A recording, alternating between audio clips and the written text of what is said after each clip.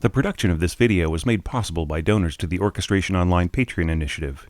Please consider adding your support to the creation of free educational internet resources by visiting our Patreon page linked below.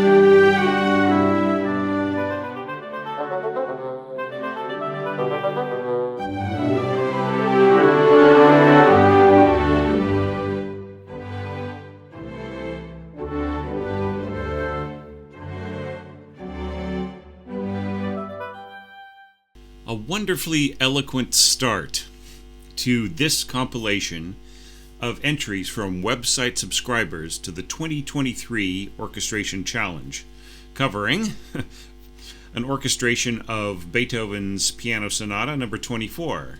And since the website subscribers are essentially all covering the same opening bars of the first movement, it's just wonderful to see what the variations are stylistically and in terms of mood and color and poise, right? And this particular entry had a beautiful sense of poise to it. There are a few things that I think are kind of unnecessary, like for instance this little F sharp sneaking in here, which, by the way, putting everything up against everything else in terms of dynamics and pungency and so on and so forth, it would be so easy for the second flute to get lost here. I mean, I understand you sort of want to add a little bit of harmony and make things a bit more intricate. However, if I could just point out to you that you have so much weight above, right? We've got first flute and clarinet doubling, which, I mean, at pianissimo is okay, and then by the time we get to mezzo piano here, the flute is in its middle register and kind of stays there, which will balance with the clarinet just fine. And then we've got this other pitch right in here, pretty close by. We've got the intensity of the horns and bassoon and lower strings kind of hanging on that low G, and all of that is going to make it difficult for this little line right in here to come through. And what's more, we're sort of creating a bit of a conflict with the tonality here, where you have got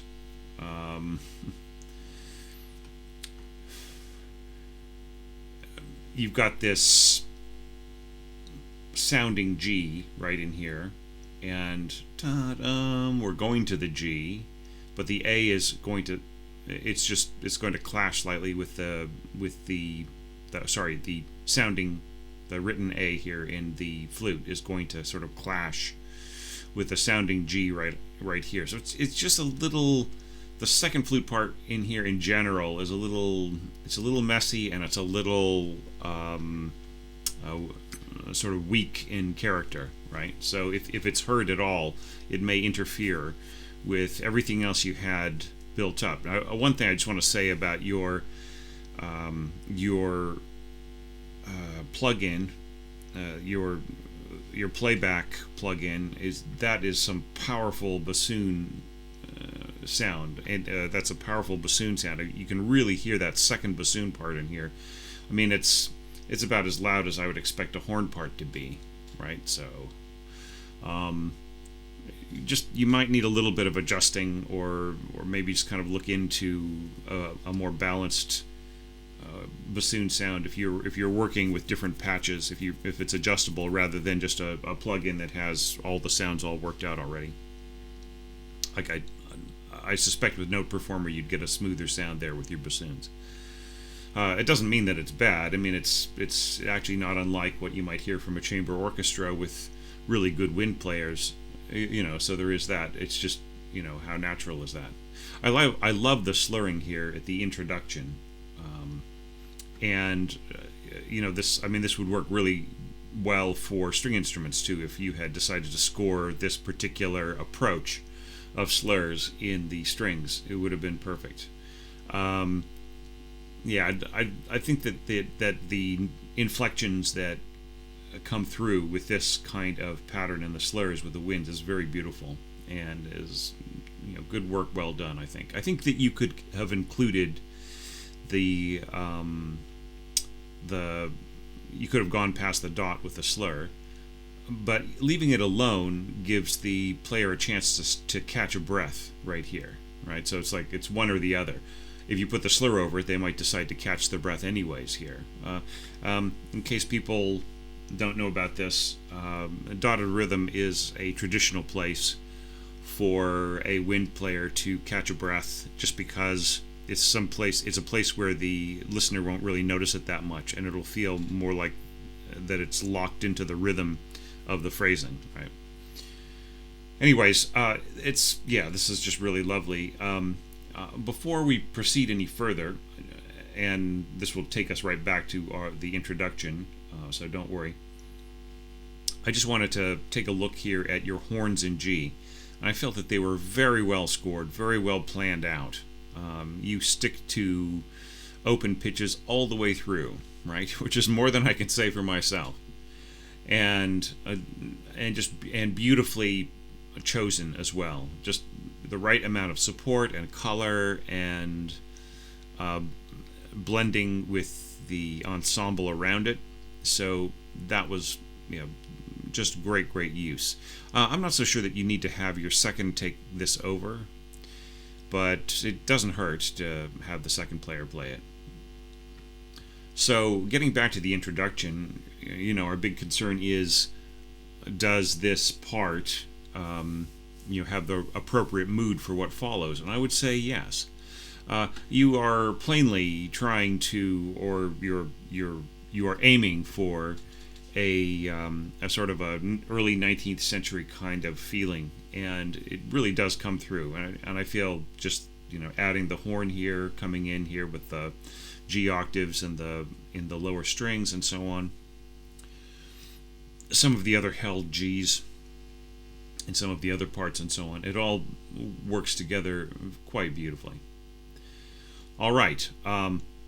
So I've already said, like, this is the weak part right in here, the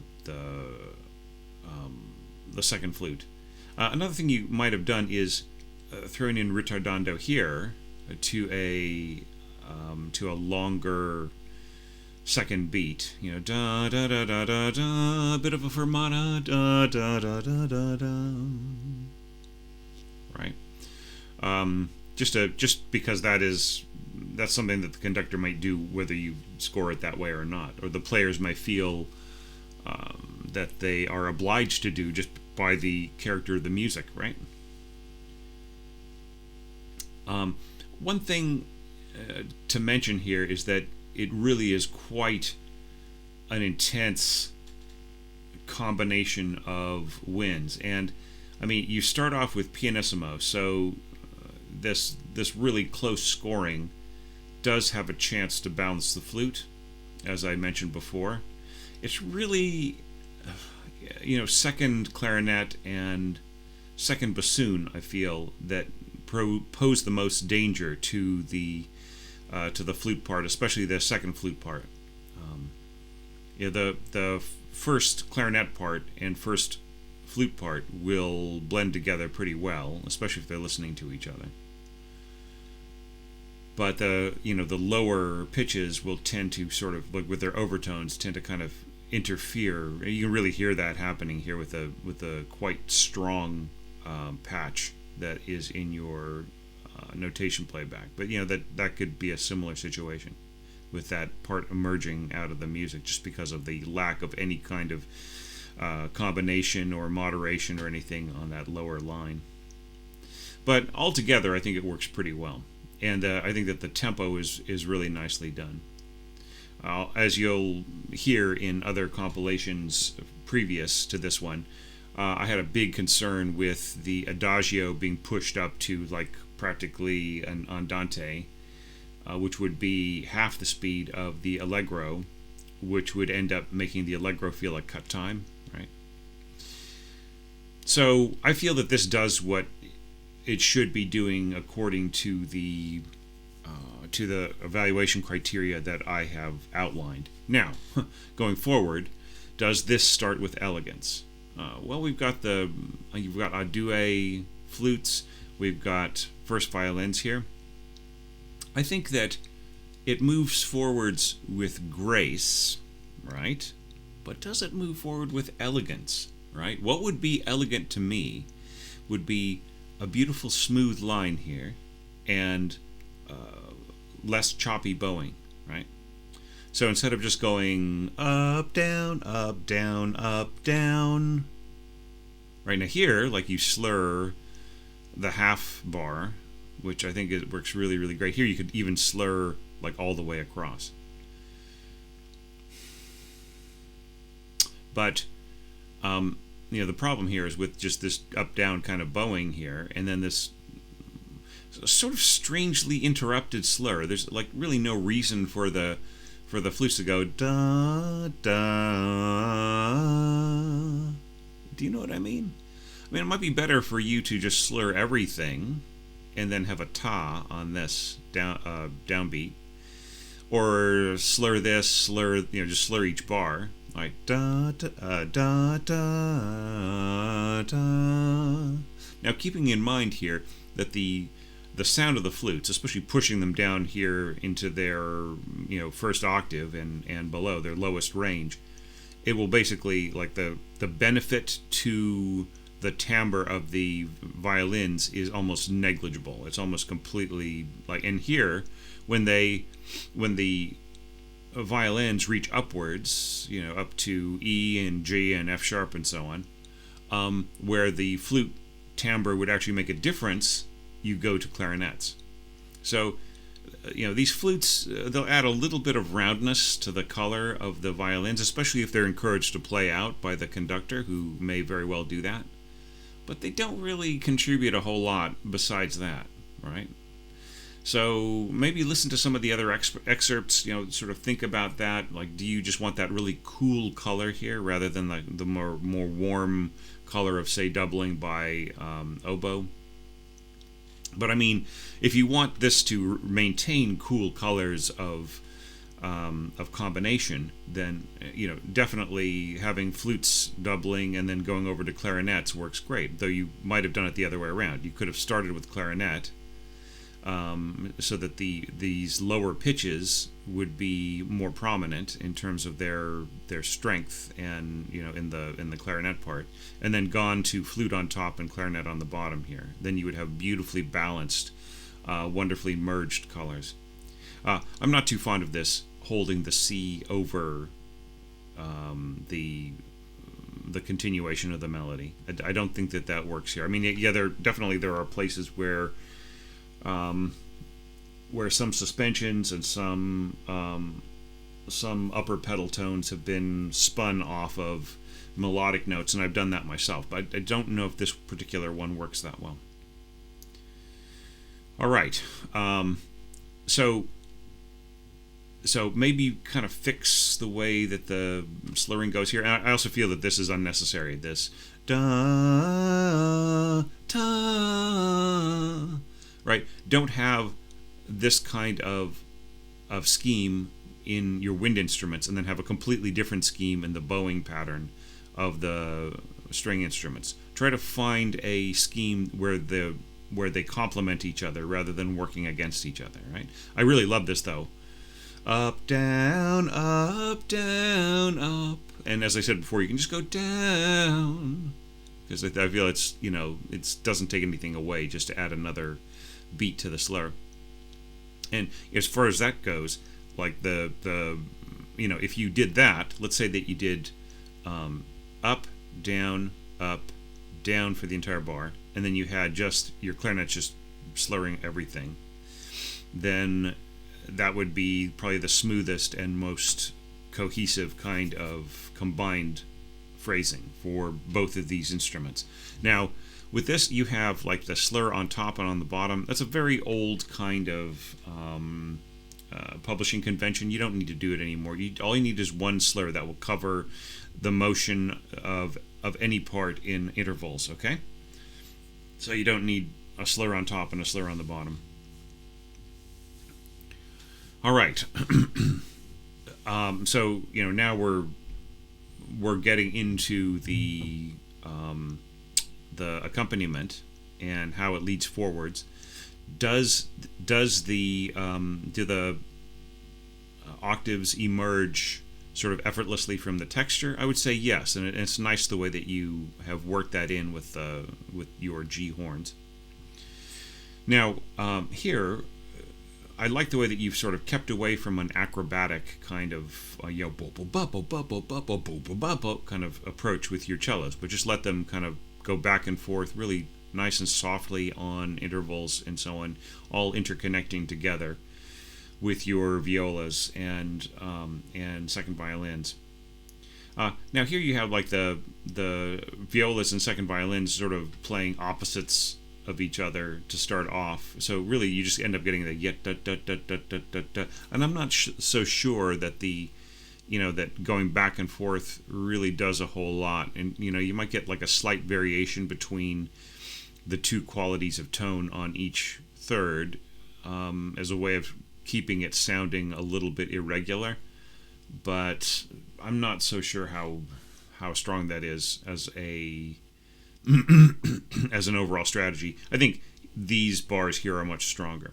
Okay, and the players will keep it light. Like there's no need to mark staccatos or anything like that, in case people were wondering. Just and I love the way that this sort of fades out on a syncopation. Nicely done. And then that syncopation provides a cushion for the oboes. So here we're going into our next concern in my list of criteria, and that is, whether or not you were adding some support below this leggermente section, some harmonic support. And I think you do that really beautifully with the strings. That's something I did as well, so who am I to criticize it, right? But I can see like you wanting to avoid any kind of roll for the oboe before this, because then it's a very fresh color to add. Just pointing out one little thing here in your scoring. If this is a bar of like a half bar right in here with a double bar in the middle, then these shouldn't be bar rests. They should be quarter rests, just like this, right? So just something to watch out for in case you run into this in scoring something that's maybe a little bit more important for a performance or reading or recording session or something. All right, so it's very nice. I mean, do you really want the ta ta ta ta ta ta ta ta, which of course the bassoons and oboes can play all day long. Like they're great at that kind of speedy single tonguing. They have no problem with it. Or did you maybe think about possibly slurring this? Dum dum dum dum. Like it should, I feel kind of captures the beautiful flow of the piano a little bit more precisely. Although, I have heard a couple of interpretations of this section played by pianists who played it a little bit staccato, which is, by the way, something that Beethoven may not have liked too much, right? Like sometimes he complained about it, but it could have been his hearing playing tricks on him. when he heard it in other players of his music. All right, so this is really nice here, and I think that this is perfectly fine. The only problem is that you really have to be careful, like diving down to right in here. Once again, what role is the flute really playing between this C and this C sharp? Right? Like, how will these pitches even be heard at all? Like, here you bring in the it looks like it's still first oboe to reinforce that. You might as well just have the first oboe just play this entire thing and leave the flute out until right around here, perhaps. This, a da da da da da, right? So that, just because the flute will contribute a little bit to the blending here, but then past C, it's just gone, especially pushing towards this forte, right? And then, of course, here, your second oboe is going to get very powerful and pungent. Perhaps a better blending instrument could have been second clarinet, and you might have had this lower line here played by first bassoon, second bassoon, first clarinet, and then this part here played by the by oboe, first or second oboe, right? And that would be a better balancing, right? And then just maybe have the oboe part sort of take over from here, and then you get a nice warm even sound all the way through. Then have the first flute emerge outwards. It's just a matter of, like, how much do you take the strength of the of the flute for granted as an additive tone to a string part. And I feel like you're taking it much too much for granted, the ability of the flutes to play a very powerful role in shaping a timbre, right? In this sort of situation. I mean, go and look at how many times does Beethoven score middle to low flutes as a in combination with a melody like this? Almost never. All right, so and this is a great bowing pattern here. Da da da dun dun dun. It's really nice. I feel that's pretty nicely done. And then, of course, like, I have no problem here. I don't think you need to have these slurs on these horn parts. I think they completely are they're just completely unnecessary. You want some push on your downbeat, not da, right? Da ta ta ta ba ba. Right? Do you know what I mean? And I think that also, just like slurring here, I think you need a ta on the downbeat from all of your wind and brass players, as well as, like, here you're going down, up, down. So why are you going down, up, down here while you're going yeah with your winds? Your winds are all just like slurring into the down. So there's like almost no oomph on the downbeat here from your winds and brass. So so watch out for stuff like that. Try to make things like match a little bit more evenly. So I would say just cut these slurs. They're really not necessary. Maybe slur inside the bar. Like, start if you're going to stay with flutes, or maybe trade over to oboe, slur from there to there, and then ta. Or even you could even just imitate what's going on here in your strings. Ta ta ta.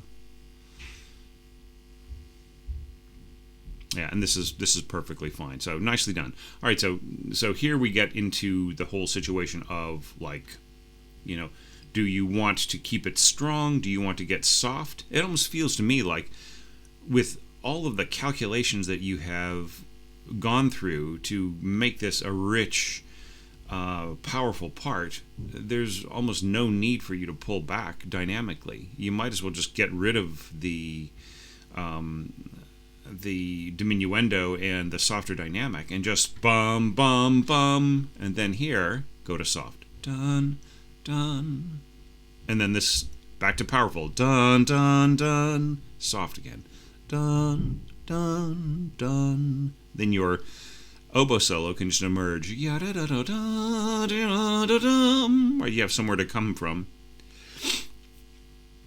So anyway, so those are my thoughts on it. I just feel that, like, of course, I've heard people do subito piano here and have it work really, really well in previous evaluations that I've looked at. But I feel that just for the way that you calculated the push here, it feels like suddenly you're, or it's actually not sudden, but quickly reducing the dynamic down to piano again. It just feels like it's giving up. Do you know what I mean? I feel like you built up this beautiful surge of energy, and it should fulfill itself by completing the phrase, right? Or the completing the figure, or the motive, or whatever, however you want to put it. So, other than that, Alexander, once again, a great way to start this compilation, which, by the way, is completely random. Okay, I don't choose who starts what particular compilation. The people who send me their scores do, just by sending them in a particular order. So yours ended up being the first in this compilation, and just is similar to pretty much all of the compilations so far. It's a great start. So let's see what the next one sounds like.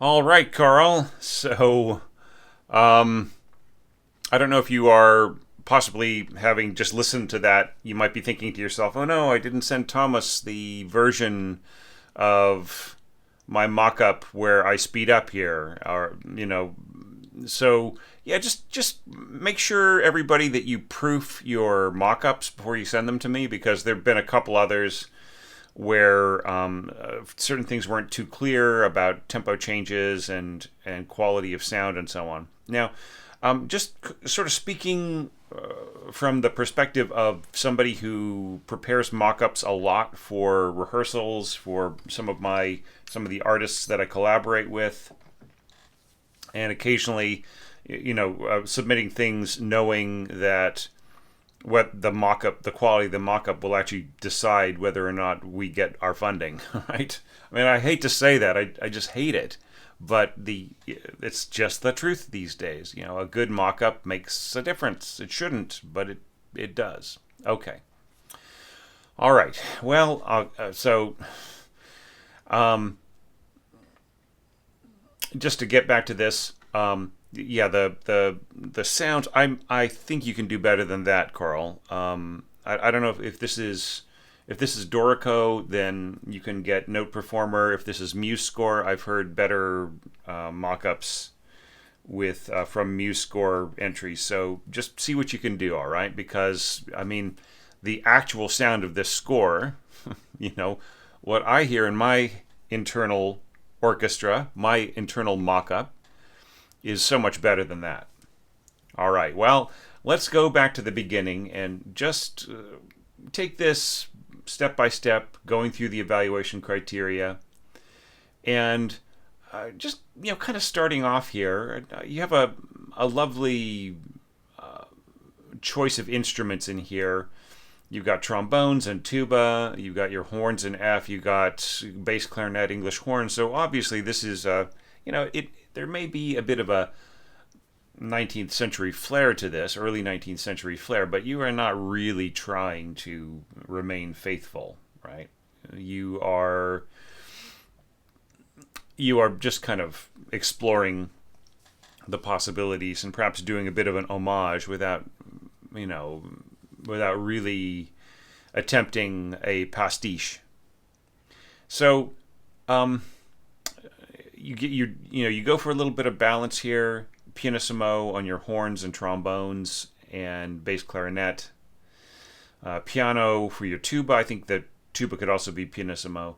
Piano for your lower strings. In fact, I think actually you could go just pianissimo for your brass here, and then the bass clarinet I think could just be piano along with the lower strings. I think that would be a better balance, right? So like this is like sort of the reverse of what you want here, with the bass clarinet being super soft, and the tuba being more at the front of the sound.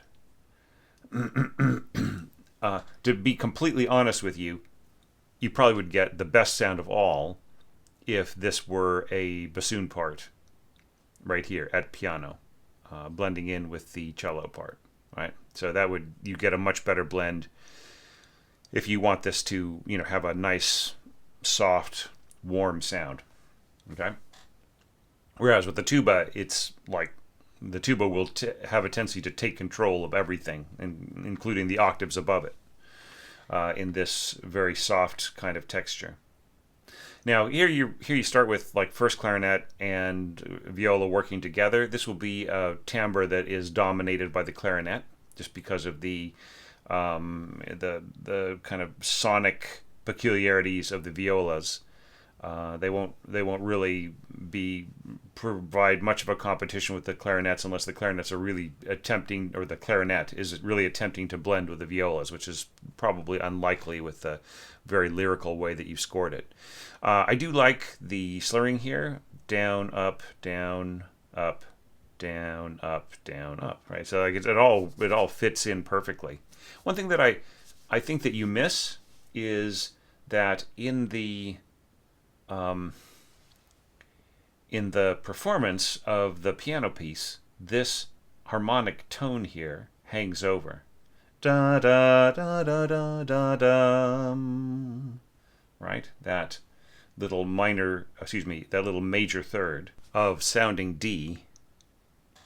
But just in general, like the whole transformation of this over to B flat is an interesting idea. It gives it a little bit darker of a color, right? Which is why it's a little painful, all the more painful that this is so slow, right? The mock-up didn't speed up to allegro non troppo, like the tempo mark says. So so the heaviness kind of transfers through. But all that aside, get back to this.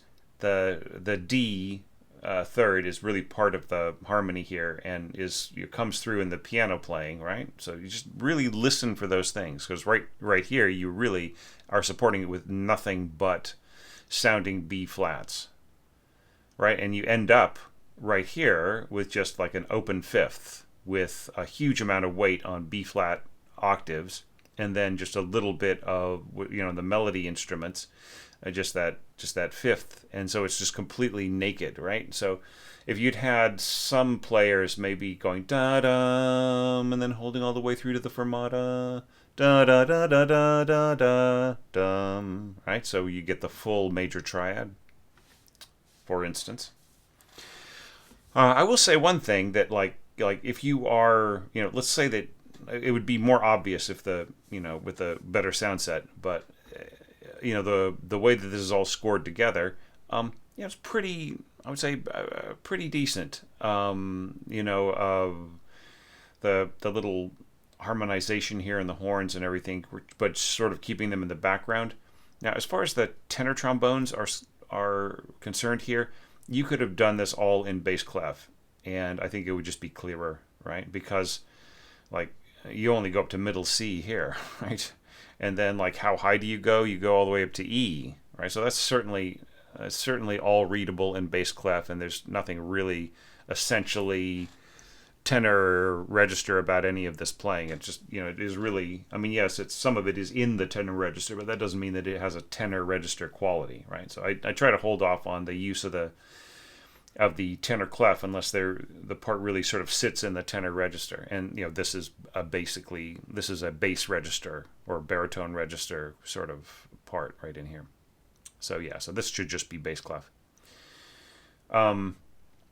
So if that's all corrected, if the sound is being played by real instruments or maybe better sound set, then I'd say that this does set the mood effectively, right?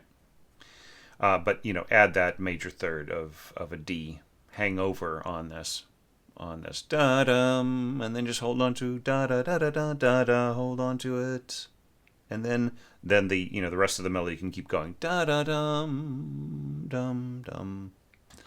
All right, then allegro non troppo, going to the whole question of does the melody start with elegance? I would say so. I think that it's just a really beautiful way to start here. Dum. I completely approve of the length of this slur, and just all the, everything that's happening under it. But why do we go to second oboe? The second oboist doesn't need a break. They don't need. I mean, they're.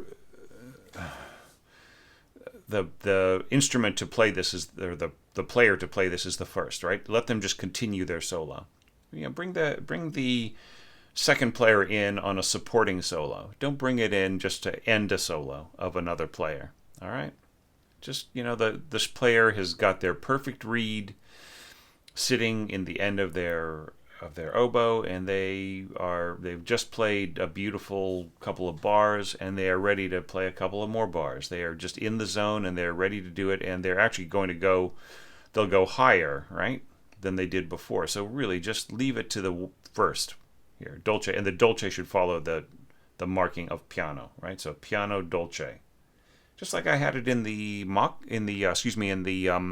template, right? Just follow what I did in the template. That's the standard, right? Don't put it up here in the technique text. It is an expression text. It should go down here. Pianissimo dolce, right? Piano dolce. The same thing here. Piano dolce, not piano. Oh, by the way, use the technique of dolce, right? Don't put it up here. All right. So, yes, it starts with elegance.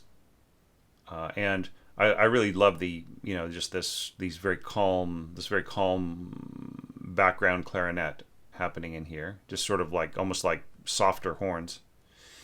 And here you just keep it really, really restrained.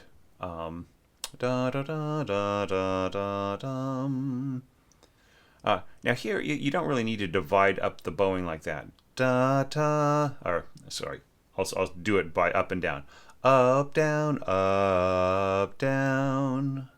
I mean, are you sure? And then down, up, down. Sorry. Up, down, up, down, up. I mean, wouldn't it be better to go up, down, up, down, up, down, up, down, up, or down? Right? Just like carry everything under one bow to sort of match the nice smooth ending of these other instruments. It just works better with like the patterns of the other instruments. Look, you like your bowing pattern is completely at odds with what's going on in the cellos and violas. Just try to have like this will get crossed off by the concertmaster, and they'll just line everything up, and like you will never even notice, right? Because they'll just play it so smoothly.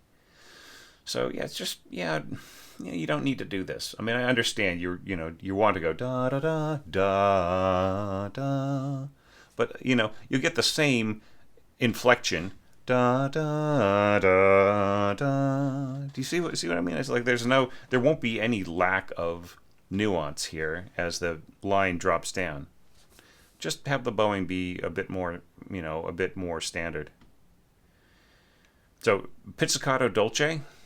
What's dolce about pizzicato? So, I mean, if you intend everybody to play sweetly, then you should put it up here. Allegro non troppo, comma, dolce. Or allegro dolce, comma, non troppo. Right? So, yeah, I mean, if you intend everybody to play sweetly, even if they have a part that is not melodic, usually I reserve the marking dolce to to like the melodic instrument. Sometimes to a harmony if it's like a maybe it's part of a chorale or something like that. But yeah, but accompaniment parts don't really need it, right? But I like the general way things are set up. So I would say natural flow, yes.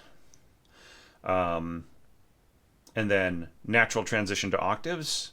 Da, da, bum, bum. Yeah, I mean, except for the weird bowing, I think that it's a very natural transition, and it's done pretty well with with the English horn and the oboe, right? Stick with first. And this is just great right in here. The way that these parts are working together, the violas and the and clarinets and so on. And then, of course, the combination of bass clarinet strengthening the cellos and so on. And yeah, these lovely little B flat octaves here. Nice. So yeah, I would say expanding without clogging up. I think you achieved that. Now, keeping in mind that like this right in here is just the the color of these flutes is going to brighten the end of the line, and the harmony to a degree in the second flute will contribute as well to the richness, but the actual effect of this in and of itself will not make a huge amount of difference, right? So all you're doing here is just adding a bit of coloring. The function of this isn't really adding a lot of its own accord, right? So if you'd wanted to do that, then probably the better thing would be to bring in, keep this in first oboe and then bring in the second oboe right in here to play this harmony part. Right? And then you could completely leave the flute out, or you could just have first flute on the top part. And then I think you would get an even better sound that you intend here. So going on, do you contrast with the theme, right? So here we had very richly orchestrated, very smooth, beautiful combination of strings and winds. So you're just having first flute, da da da da da da da da. It's like if this were up to tempo, it would sound terrific in your mock-up, and that's fine. The slur and then the two staccati afterwards. That's beautiful. So, and you do contrast with the theme. And in fact, this is all the more of an argument to just leave out the flutes here and put this harmony into second oboe. Keep first oboe, add second oboe there. Because that way the flute will be completely, an absolutely fresh new sound in the orchestra when you get to this bar, right? And that has a beautiful contrast. And then here, bass clarinet, here you're using it as a support instrument. It's not really all that audible in its own right, so you don't have to worry about leaving it out. Then throwing this in is just devastatingly cool, right? And then da da da da da da da da do da dee dum. That's nice. So here you have descending pizzicato, right? So the F sets up a like a dominant 7 kind of sound with the E flat coming in here. And then kind of walking down to the E flat here. And then you walk down to the D, right? And you stay on the D. So there's like this whole question of like walking down step by step with the pizzicato. It gets a little, it's, I'm just, at first I kind of like it. And then when you get to here, I'm not so sure anymore. Because it feels like we're kind of overstating the D. We've got the D, and then everybody plays D here again. So I'm just not so sure. Bum. Yeah, so question mark there, right? Is there any way that could be a little bit better? But contrast between lines, yes. Harmonic support needed. That was a decision you made, which you just added with a little bit of bass, right? So not bad at all. Now here, emphatic color of line. Da da da da da. Here I think you could just do this like watch out for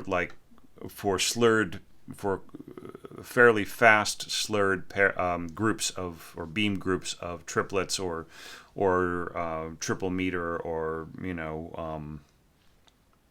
compound meter, just because there's a kind of a back and forth sort of boat kind of swaying kind of a feeling to it, right? This might play a lot smoother, especially if you have these really beautiful long slurs, say in the clarinet part here. Maybe you could go up, down,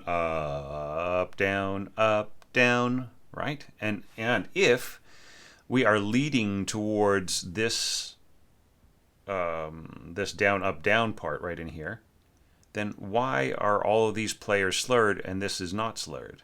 Right? So if you really want the you really want the feeling of the bow playing, then everybody should combine with that, right? Here you have 3 notes in a row that are slurred, and there is no articulation on them to sort of differentiate them. So why? How did that happen? What were the decisions that you made that led you to that, led you to do this? So you could have, say under the slur, you could have staccatos, which would make it mezzo staccato, or you could have portato, right? You could even have tenuto staccato. Everybody's waiting for me to sing this. Do you notice what I mean? But just going the way that this is scored, it just doesn't feel. I think you can do better than this. All right, I would probably just score this as a dotted half note if that's what I really wanted there, and I really wanted everything to be smooth, right? So talking about the scoring of this, the emphatic color, we've got this, the parts separate here. I like the support right in here, the dominant 7th, the E flat, leading us back to the tonic, and just the natural way that the parts separate out from there. Really good transcription of what's in the score of assigning parts. This ya-da-da-dum is great in bass clarinet and bassoon. Yeah, see, this is actually a second bassoon part, right? Not a first bassoon part. Like little bits and boops like that. That's better to give to the second bassoonist. And then here, if you really want this, ba-da-da-da, bum, bum, bum, bum, right? Then right in here, you've got to, pardon my sort of off-key singing, you've got to, have that first come in. So this could stay second, I guess. But yeah, this is just really more of a, I don't see anything soloistic or leadership about this. So this is where I would give it to the second. And then this tuba part, if you want the weight, then that's what you're going to get. And I wouldn't do this. I would go da da if I was going to put a slur. Slur this and then ta, slur that. Same thing here. There's really no need for you to go ta ta. Maybe with this very long line here in the first clarinet, but even there, don't you want a ta and just to match your down bow right here on this? Yeah, and especially like in here, this harmony is coming in. There should be more emphasis. Just playing a note that's part of a slur is not enough of an emphasis. You should really think about the fact that articulation plays a huge role in feeling where certain cues in this kind of music are. So, anyways, all right. I shouldn't prattle on about it, but And then here, once again, I just really feel if you're going to go down, up, down, you should go ta ta ta on these parts rather than da, right? And it's just easier, right? Like it's these kind of downward slurring parts. They can be played by even average players, but they don't have as much. They don't have the power, right? And the quality that you could just get by just individually articulating them. And the other thing too is like there, from here on, it seems to be a very irregular perception of what the dynamics are, and Beethoven is not so concerned with pianissimo, is he? Right? Shouldn't this be a nice brighter color? Piano, right? da-da-da-da-dum, da-da-da-da-da-da-dum. And what does he say here? He says crescendo. Da-da-da-da-dum, bum, bum. Right, the implication, right, is that this is a very firmly stated phrase. So my feeling is when you translate that to orchestra, you take away the subito piano and you just keep going, right? That would be my vision of perfection. But I feel that by keeping everything really soft and pianissimo in some parts, is that you just really end up with just like very music with a huge lack of emphasis, right? So I'd say respect the crescendo, right?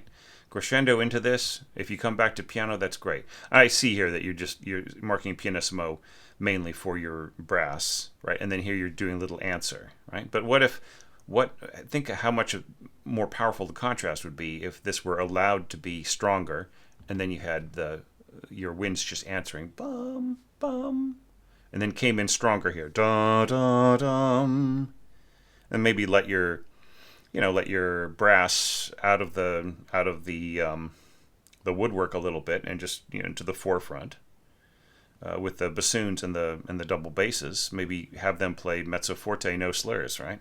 And then answering, dun dun. Then I think you get just much more contrast, more definition between the colors and everything else. Well, look, I've talked too long on this score. I'm just really enjoying myself. This is a beautiful Saturday morning, and it's sunny outside, and it's just a wonderful time right now as the seasons start to change to the warmer down here in New Zealand. We're in the middle of, or we're towards the end of winter down here, as you guys are enjoying your summers up there. So I will just, I'll just stop it there, Carl. But just maybe back to the beginning of what I was talking about. Proof your mock-ups before you send them out to people. And see if you can get a better sound set or plug-in. Okay, just something that is more, I mean, you deserve a better sound when you're sending something to a client or to a challenge or who knows what, right? And I think that would go a long way. So thanks for sending this to me. So let's go take a look at the next entry to this challenge.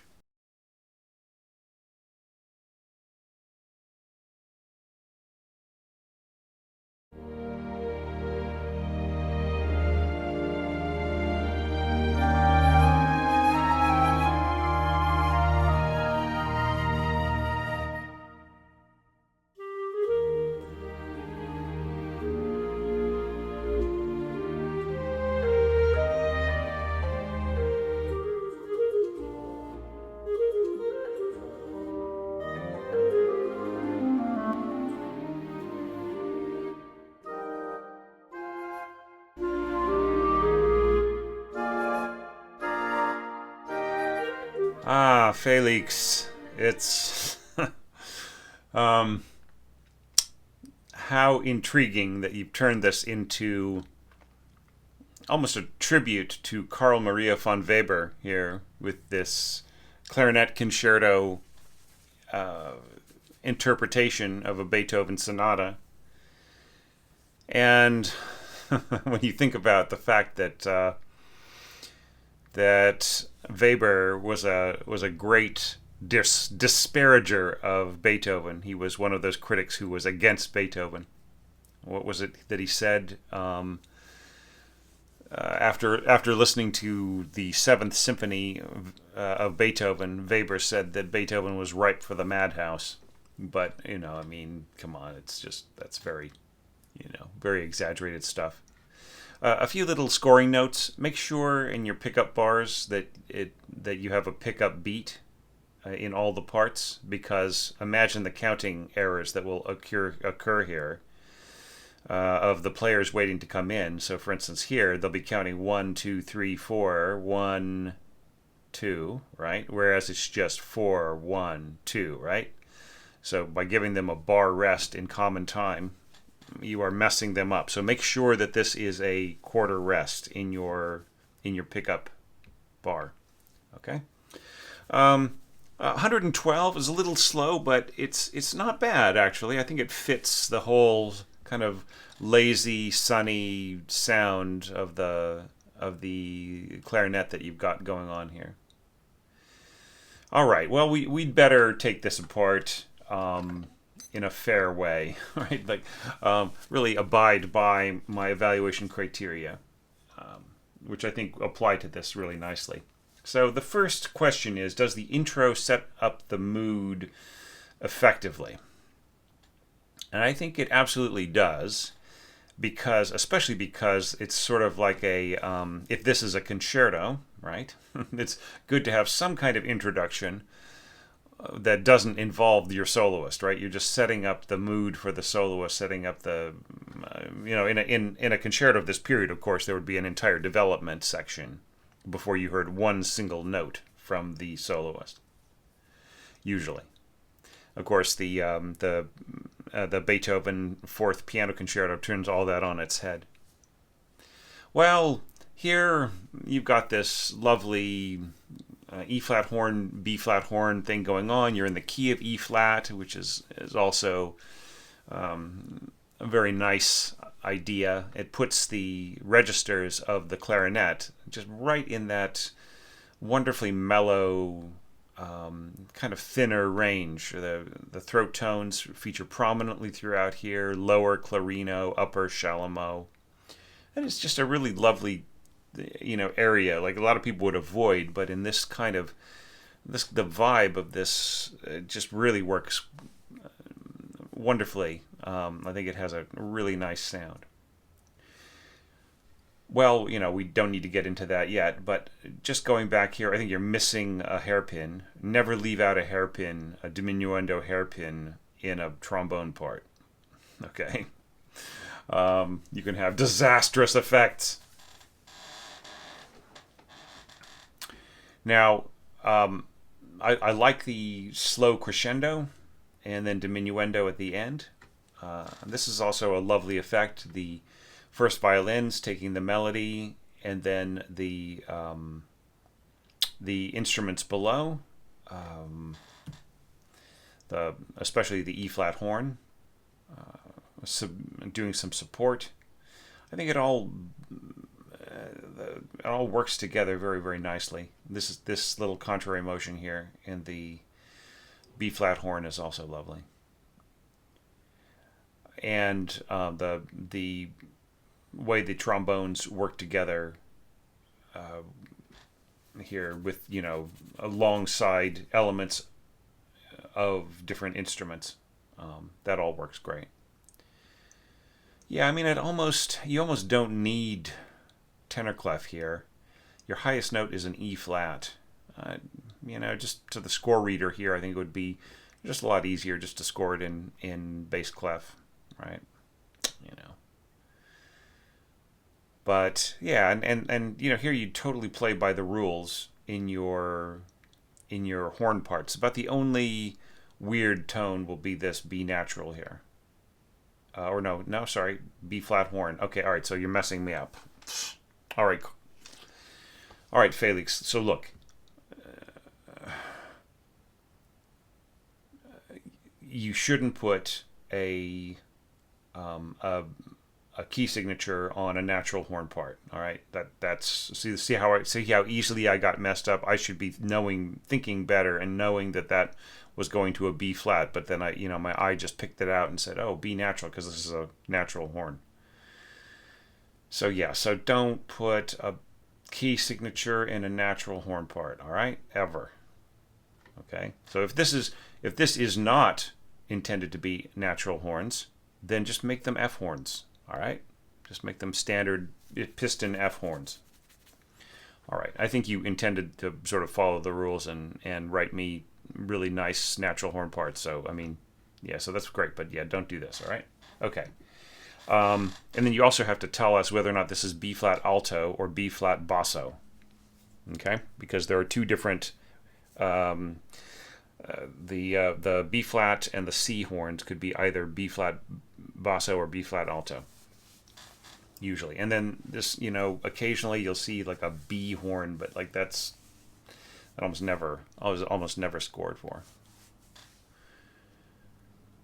which I guess would be an H horn in a German score. All right, so you've got me on board until you get to here, and I think that this is unnecessarily tortuous. Like, I know you want to do some beautiful innovations and get this just wonderful kind of twisting sound here to the harmony with the oboes and the flutes working together, and it's a very cool effect, but it distracts from the main task that you're trying to do here, right? Which is to set the mood for the rest of for the opening of the movement. So when throwing this in here, it's sort of like saying, well, expect all these little twists and turns coming up, or it's almost just sort of like it's calling attention to itself in a place where the line needs to be beautifully smooth, right? There's nothing hugely wrong with it harmonically. Some people might say, oh, well, it's just, it's not exactly what should be happening here, but it's still, I mean, it's a neat idea. And then you've got like the second violins and violas doubling the oboes from below and so on. But I'm not so convinced by that. But the overall scoring, besides that, is really nicely done. Okay, so yes, it sets the mood effectively, aside from that little twist. All right, and then your melody comes in. So melody starting with eloquence, I would say, nicely done. Da da da, bum bum bum bum, and you keep the violins away from, from a note for note doubling of what the solo part is doing. It's just really great. You're keeping everything out of the way of this. And then, finally you have a unison here, but because of the character of that lower clarino tone there, the soloist can easily push over the sound of the violins. Yeah, it's really, really nice. I feel that that the way that this is scored is very strong. I don't totally have an objection to the way that you have chosen to slur this. I know what you're trying to do here. Da da, right? I mean, is that all that different from ta? You've got the dynamic doing all the inflection work for you, right? And then you can just make the violins have kind of more sensible bowings that fit everything else. But leaving it the way that it is in this instance, I don't have as many objections because of the way that this is supporting a solo part, and because I know what kind of nuances you're trying to, what kind of inflections you're trying to bring out there. And I feel that this becomes stronger with the syncopations right in here, but it's still all right the way that the rest of this is scored. So this. Yeah, do you expand without clogging up? Yes. Is there a natural transition here? Yes. Okay. And then, of course, this, since this is a sort of a quasi concerto or Konzertstück, then here it just keeping the melody there, you don't have to worry so much about the whole question of whether or not you're contrasting. In fact, you don't want to, right? You want to keep it. So da da da da da. This is all right. I think that if you're really going to go for that, you should really mark the staccatos here. Okay. And this I'm not so convinced by. Da da da da da. What's wrong with da da da da da? I just think that drop in the octave here is a powerful. It's something that really is part of the character. I think changing it changes what the music means. All right, I don't, and it's completely unnecessary because dropping the octave here does not mess up the line of the soloist at all. And this is neat, like the whole question of harmonic support and so on, and where the way that you just really have this umpa in here. That's so neat with the pizzicato. Yeah, so totally approve of that, except for the just repeating the note instead of dropping the octave. And then here, da da da dum. Yeah. Arco. Arco can just be a small lowercase a here. Da da da da da da da da. Do you really want this sort of limping kind of a thing? Why not just put a da da da da da da da da da da da da da. Felix, I think you're making this a little too fussy here. You might be better off going ta ta ta da da ta da da ta ta ta. So like, remember what I was saying about how dynamics kind of like they carry the inflection within them. You know, like sometimes with the hairpins. So like there's I think you want to avoid the kind of sort of limping quality of the articulation there, especially going through the throat tones and down into the upper chalumeau. I think that would really bring that out. Now, of course, like that's what you want. If you really want that sort of limping quality, that's great. But I think that what you want here is what I put into the evaluation criteria, which is an emphatic color of line, right? In which case, like pushing down into the chalumeau register, you get that nice kind of coarser sound. How big do you want this? I think you could get a nice big kind of hooting mezzo forte there, even as much as, right? Now, there's also the whole question of harmonic density being set up here. And, yeah. You've got the really completely necessary A flat here. It feels like it's coming in a little early, right? Because it's the same sounding pitch as the B flat, which is being turned into a natural here. So like the solo part is playing against it, right? So it's just a weird conflict that Beethoven avoids by coming in with the dominant seventh on the fourth beat rather than in the middle bar. So I'm not completely on board with this, but it works, but there's a more graceful way of doing it, which is Beethoven's way, right? Maybe you can just move the A flat to over here, but everything else sort of stay where it is. All right, and then this is really lovely. So here's a place where I would approve of the of getting softer, right, rather than maintaining strength, because you want to keep the focus on the solo part, right? And the way that this is scored, it will stay on the solo part. And then this lovely contrast here in horn and wind. I think that this is an error right in here, and if it's not an error of harmonics, of harmony, perhaps it is an error in judgment with respect. I feel it just, if this was intentional, it's an unnecessary clustering of the harmony. It's sort of a jolt, right? And really kind of out of character with the beautifully smooth Weber-like approach that you've got here.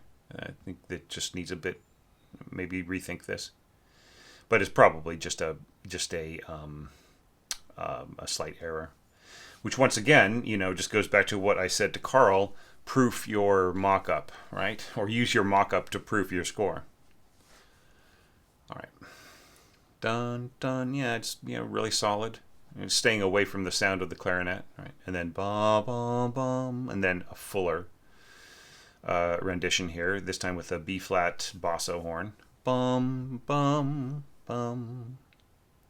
Yeah, I wish that I could go ahead and evaluate more of this, Felix. But you only signed up for the website subscriber duration of the score, and it's a shame because like the next page is just absolutely heavenly. Look, you might have gone ahead and just scored the entire movement out as a concerto. And that would be a powerful use of this material, and it would be something that I would want to see performed, right? And I would be happy to look at over on Patreon if you felt like that was something you wanted to do this year, all right? So if you put that much really inspired work into it that has such promise, you know, I'm happy to look at it over there. No problem at all. So, with some of those caveats in mind, I think it's a strong piece of scoring, and I think it's something that a lot of solo clarinetists would be really happy to play. And I know a few. Not that I would recommend this to them. I'm not a manager or a promoter or anything, but I think that I know that if I did show this to them, they would say, "Oh, that's great. What a great idea!" Right? So I think you wouldn't have any problem getting a really fine clarinet player to put everything behind this, right? Or what you could do is you could make a piano score, right? I know that's probably hubris to like do a piano arrangement of your orchestral arrangement of a piano sonata that fits in a solo clarinet part. Perhaps it's hubris, but I think that it would sound terrific. That's my feeling about it. So great work. Now, let's take a look at the next score.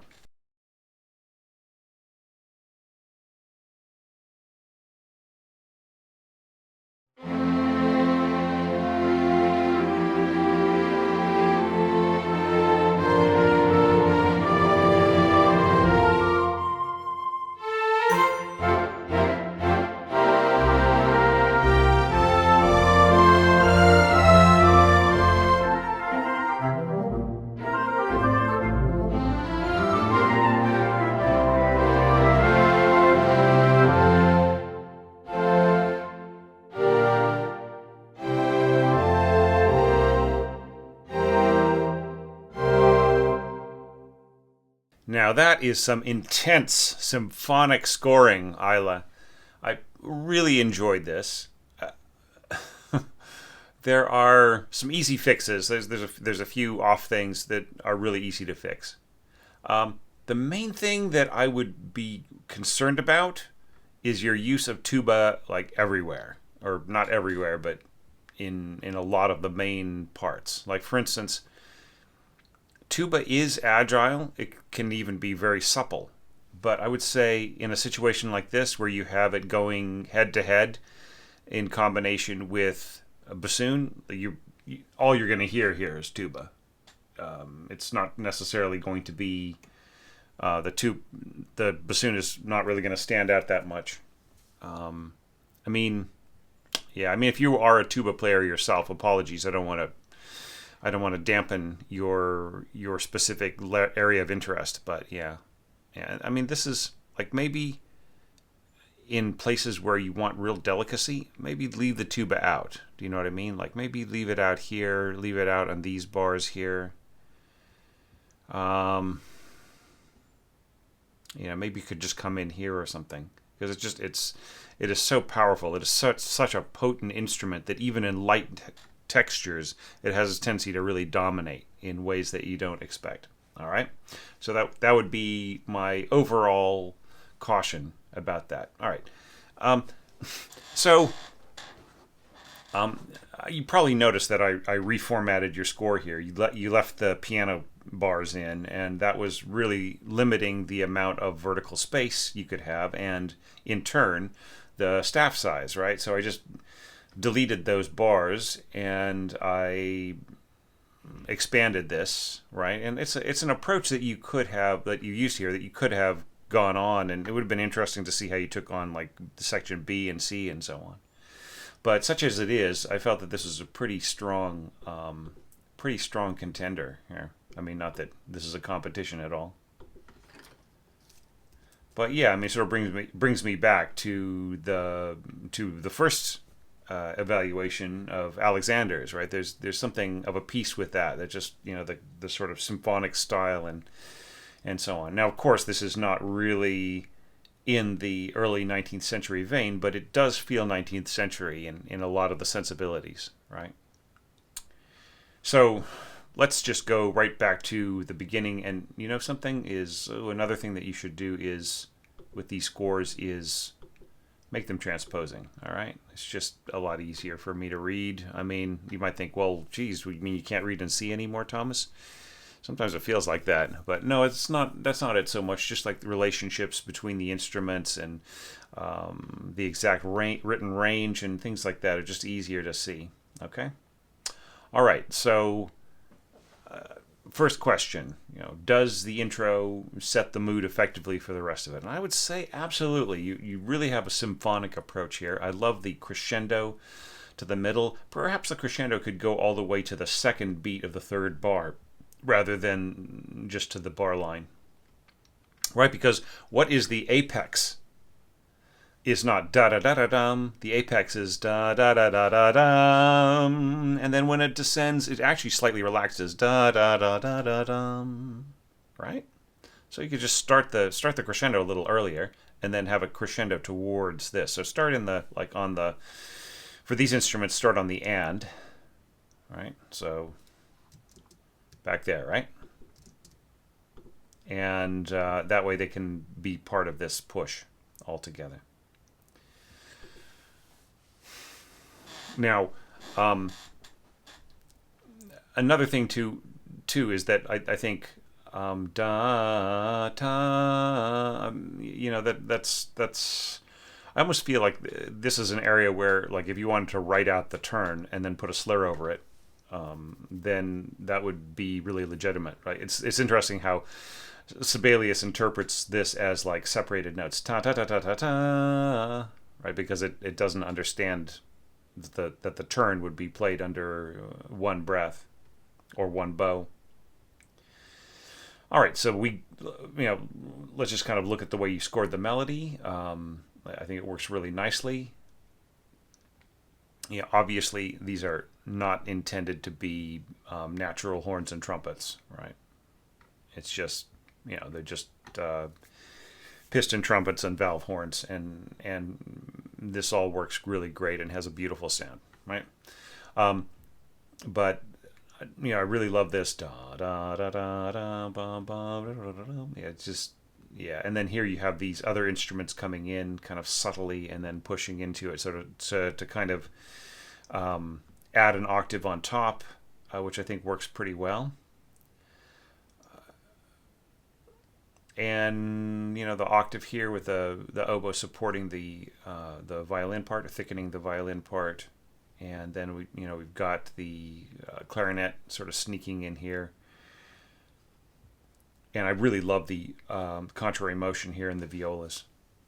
See, I think that this could have been supported by, like, this could have been second bassoon, and this could have been supported by more by second clarinet and first bassoon, right?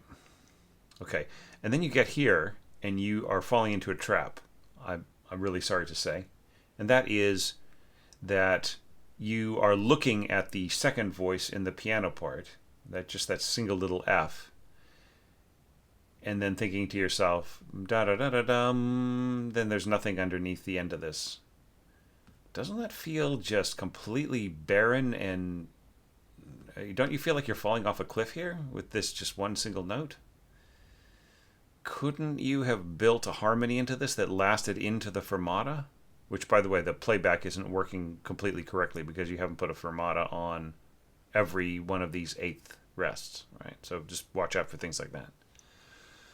So couldn't this have just tied across to the same note? So everybody, ended with this nice, beautiful harmony, da da da da da da da dum, right?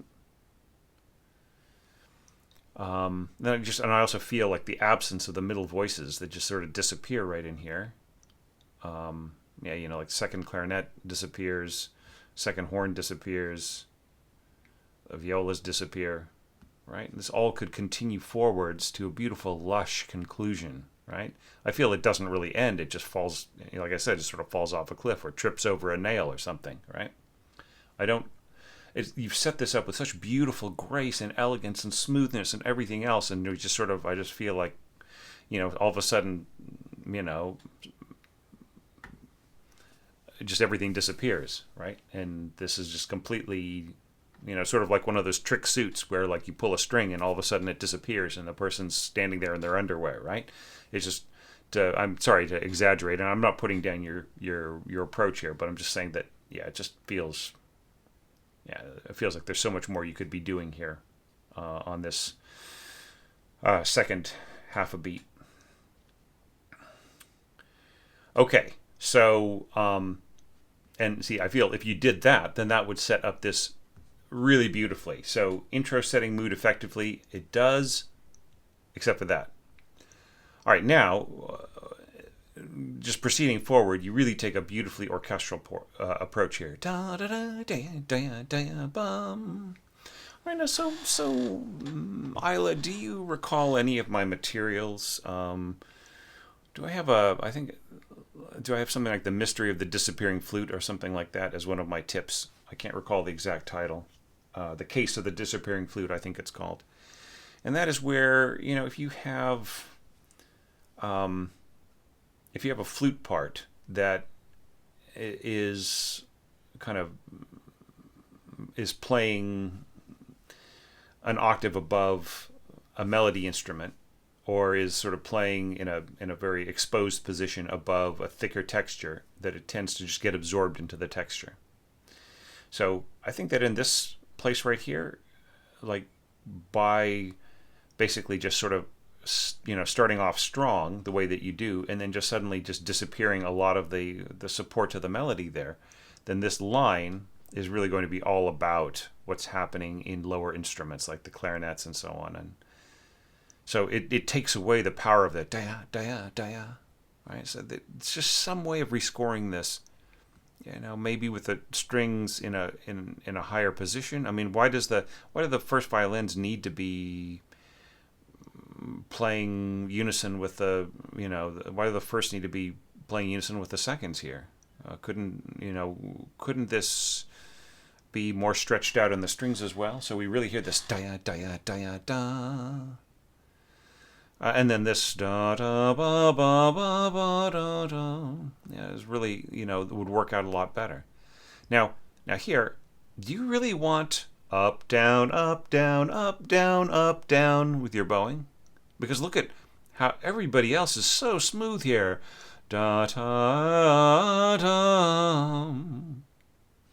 Couldn't we at least go up down up down? And then you get that beautiful combination of colors here. And then here, see, like this could be, let me bring in the keypad here. This could be, right, portato, right?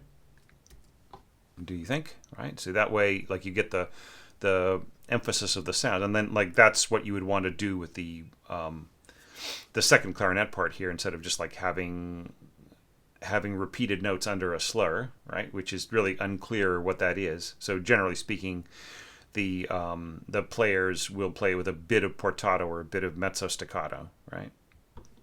So I'd really recommend this instead of just leaving it the way that it was before, right, which is just donk donk donk. But one way or another, if you want this big beautiful smooth arc of emotion here, then don't just have your strings sawing away at up-down bowings, all right? Give them something, all right? I mean, you could even have them go up, down, up, right? But I would actually, let's see, up, pluck, pluck. So, like, actually, if you did it that way, then the frog of the bow will be close to the will be closer to the strings, and then the players can go pluck pluck a lot easier, right? So yeah, that's what I would do in this situation. Just slur this whole thing down, up, and then the pizzicato is right there under their finger.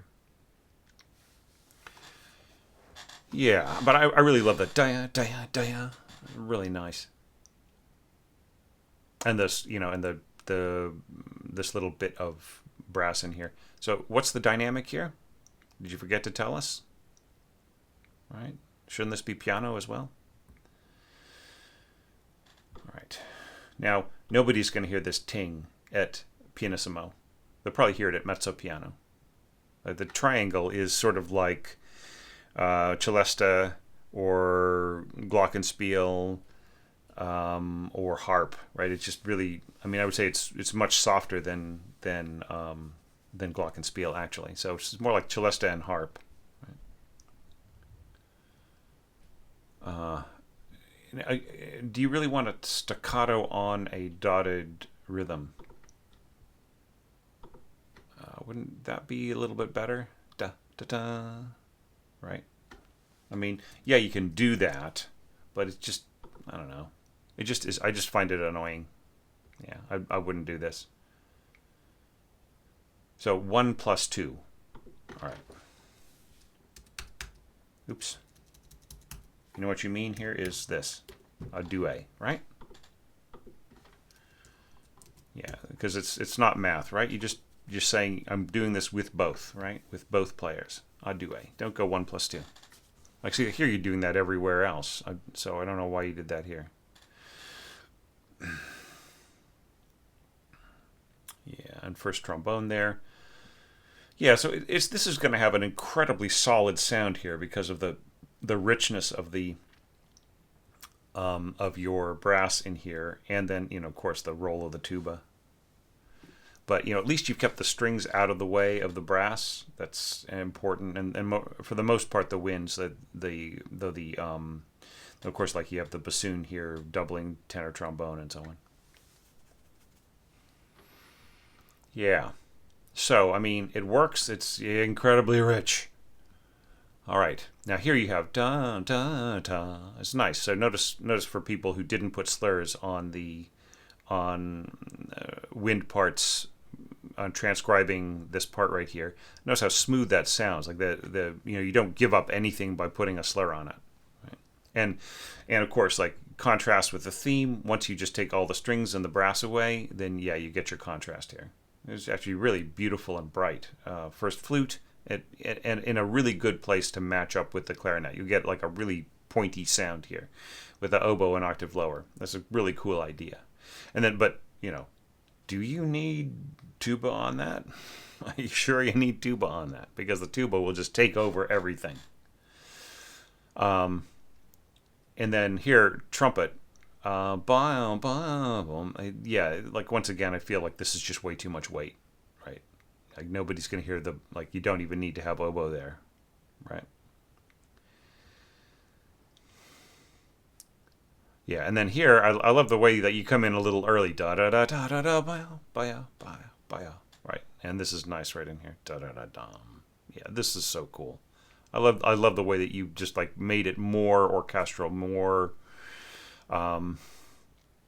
symphonic, right? Like flutes dovetailing into oboes, dovetailing into clarinets. That's such a cool idea. And then pulling out of it with this. Now see that here's where you get to feet of clay, right? Because you can't maintain this evenness by pushing your flutes that low, or your a duet or not, right?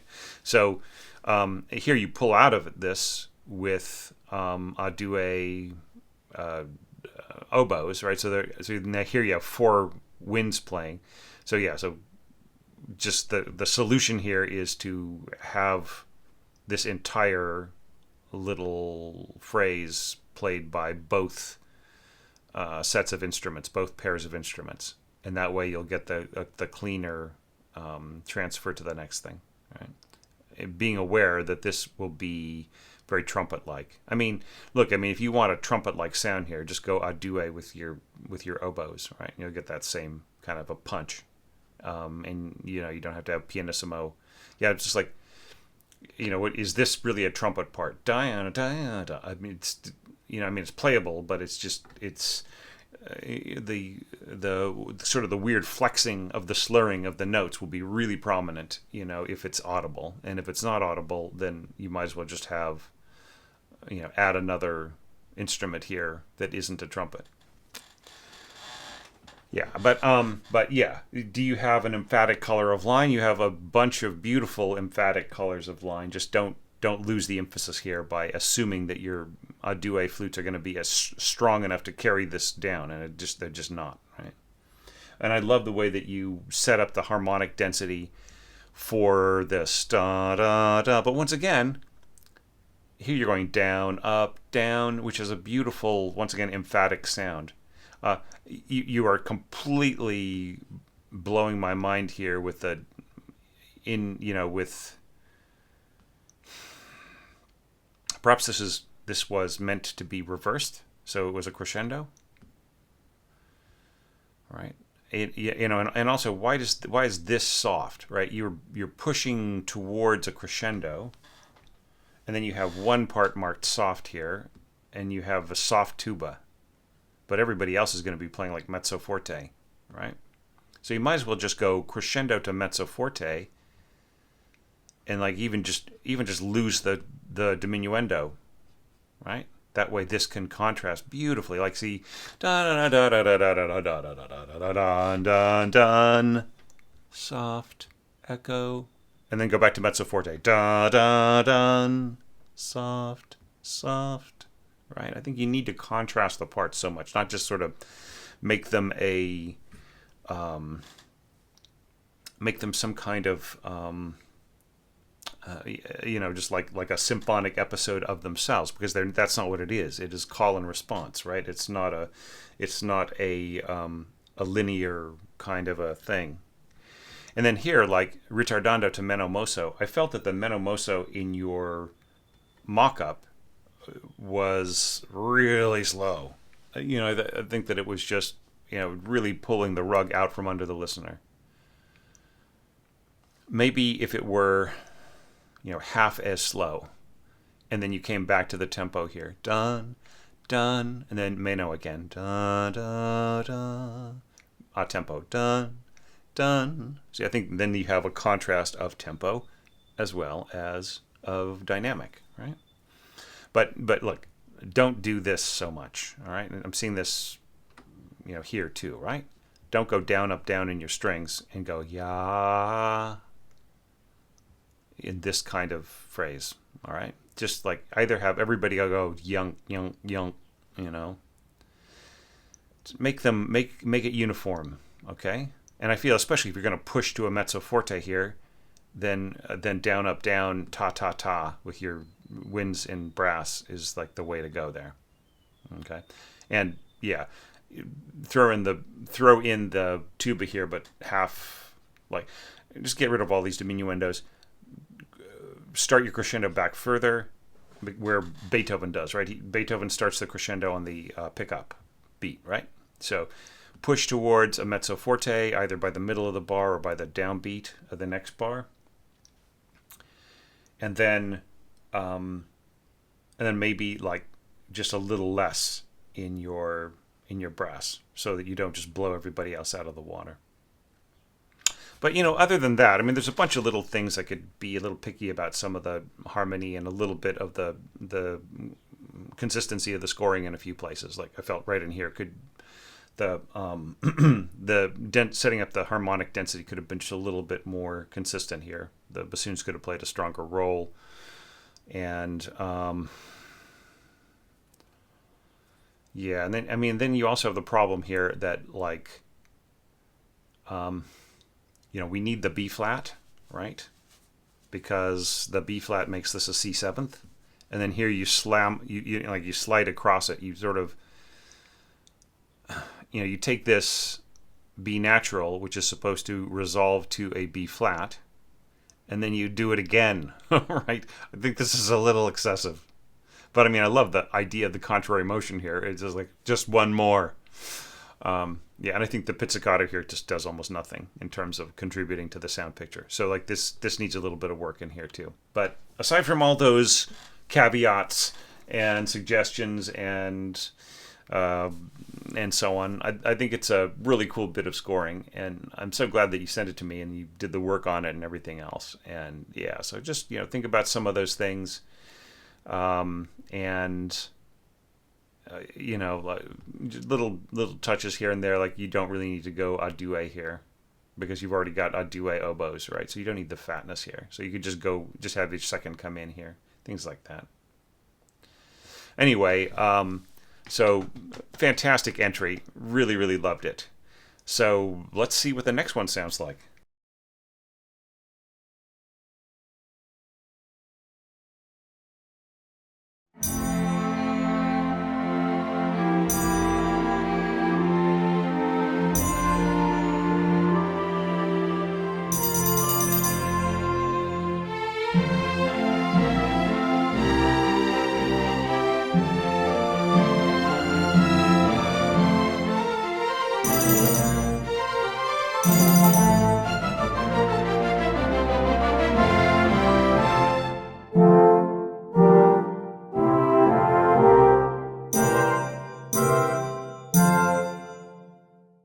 And now another very, very symphonic kind of entry from Magnus this time.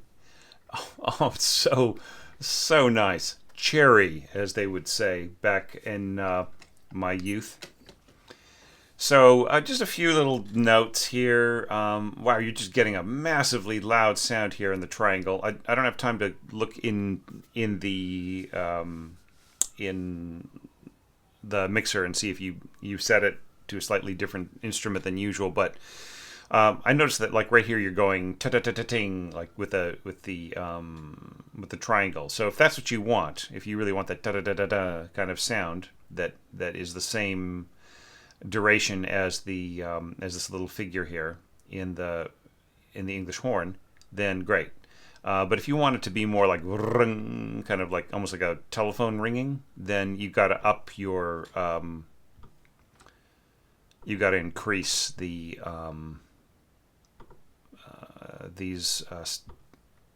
beams.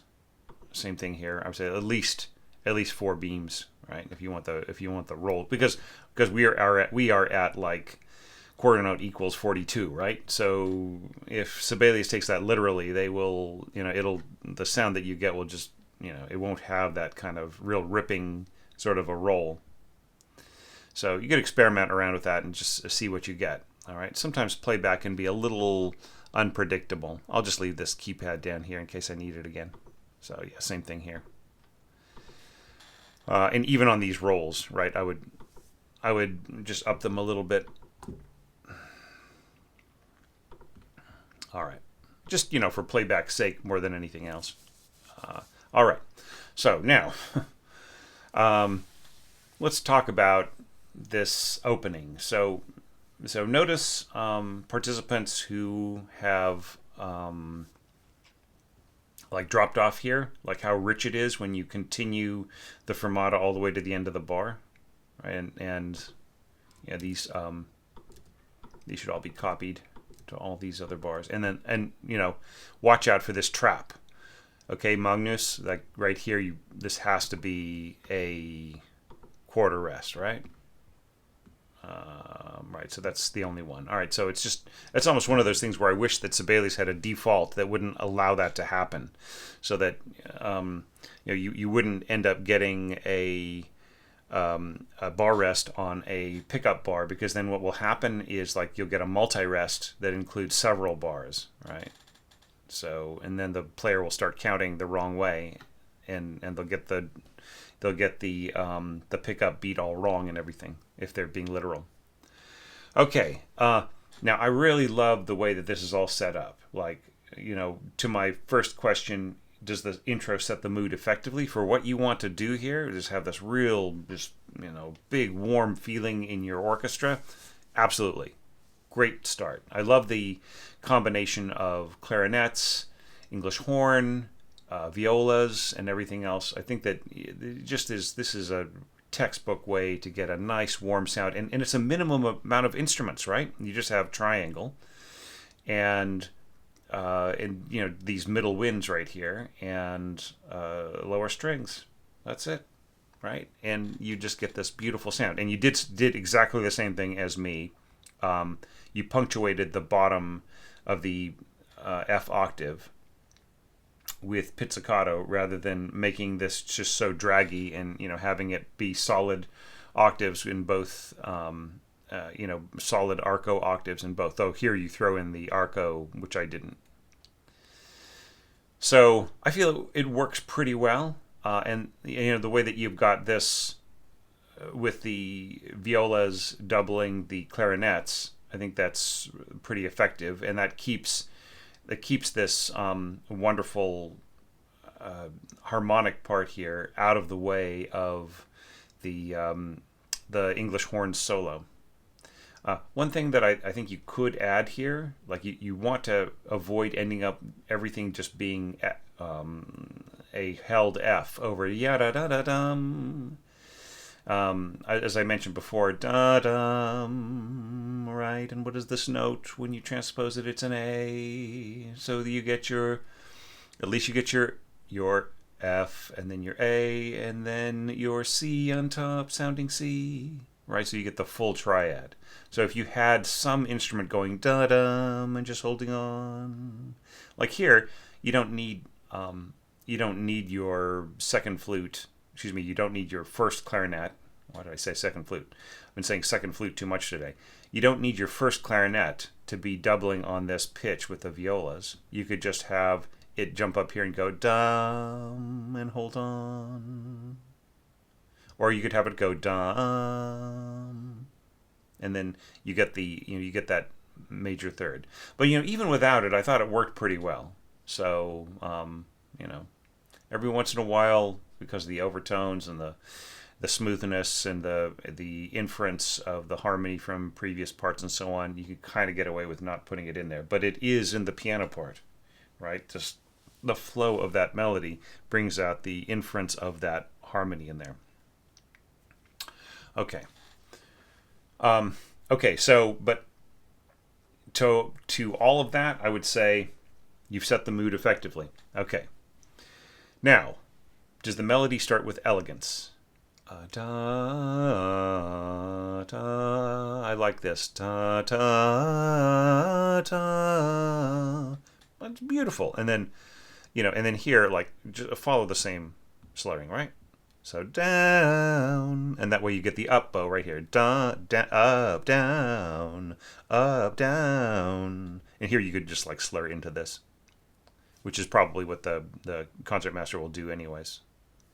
Rather than going up, down, up. Like you don't even really kind of need that. Here, that's fine. Up, down is how I would slur this if I were the first violist, which I have been in a small student orchestra.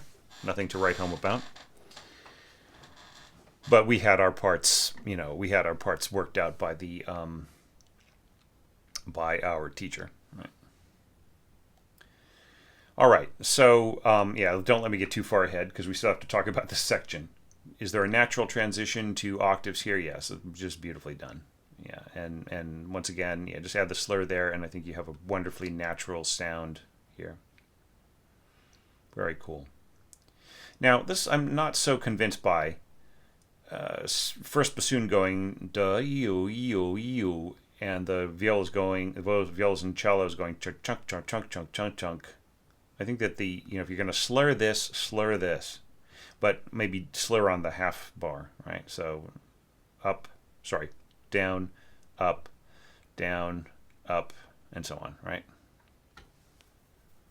But the second bassoon can just like take it all in one breath on all of these, or the first bassoon, excuse me. Yeah, and then this bassoon plus double bass. That's all nice. I think maybe just a little too much timpani in here. It's just quite a bit of timpani. Maybe if you just held off on the timpani to hear bum, bum, bum, and then these rolls are nice. And then, then here, bum, bum, bum. Take out the timpani. Or leave the timpani out here and then just have the timpani play with the brass and then leave them. That's probably the better thing to do there. Okay, all right. Well, once again, I'm getting ahead of myself. But I think that this, the bass in here is fine. It doesn't need any help from the timpani. All right, so did you tick the boxes? Yes, with some caveats. All right, so now going to contrast with theme. Since you've left the flute out completely, it comes in with a really wonderful support and in a good register for doubling the violins. Okay, and but like having said that though, like since you have got this octave melody here in strings, now supported by winds, there's a slightly different color, but it's really not that much of a contrast, right? So you don't really have a big contrast with the theme as the way that it's, especially with like English horn. This is a beautiful idea, by the way. Just so much color and beauty, and it's just gorgeous. To have this kind of soaring theme here with the English horn, doubled by your strings. Okay. I feel that like the contrast here has got to be all about context rather than tone color, right? And then contrast between lines, middle strings here with the second clarinet, and bassoons. Yeah, so this is just really heavy. Bum bum bum bum bum, because you've got a triple octave here, right? The second bassoon below, first bassoon plus cellos, and then violas plus second clarinet, right? So yeah, and then yeah, so no change there. Bum, bum, bum, bum, bum. I really do like the timpani roll here though, and the triangle. So just keeping in mind that like the triangle roll, which was sort of invented, back in the opera days, 19th century. Perhaps there was some of it in the late 18th century. Like, that was a sound that was so cool that they turned it into the alert for a telephone when it rang. The newfangled invention of the telephone in the late 19th century, and so if you don't mind the resemblance to the telephone, then it's cool. All right, and then going forwards, emphatic, color of line, you really pile it on here, and it's fine. Don't get me wrong. And look at how effective this is in this upper register here, the flute part here. So you come in a duet here. Is that just for strength because you're thinking, wow, we're getting kind of low here, and it's not going to really contribute that much? Because it's still not going to contribute that much, even a duet. You could have done something like jump up with your oboes to fatten this up a little bit, and then let the English horn and the clarinets take the lower part of the line, right? So this gap right in here you could have easily filled with oboe continuing on. All right, but yeah, this is nice. Really heavy, really intense. A fairly simple way of filling this in with the bassoons and the middle strings, but still, a good density to set up the bum bum bum, and just like I mentioned in the previous score, why throw away this beautiful crescendo just because Beethoven says piano at the beginning of this bar, right? It's all about intellectual intensity, and Beethoven pulls back there. Just because he wants to make an eloquent point, right? But you don't have to, because you have got the beauty of the orchestra. So having increased here, you have the license to continue on mezzo forte if you want to, right? The thing that I'm more worried about, though, is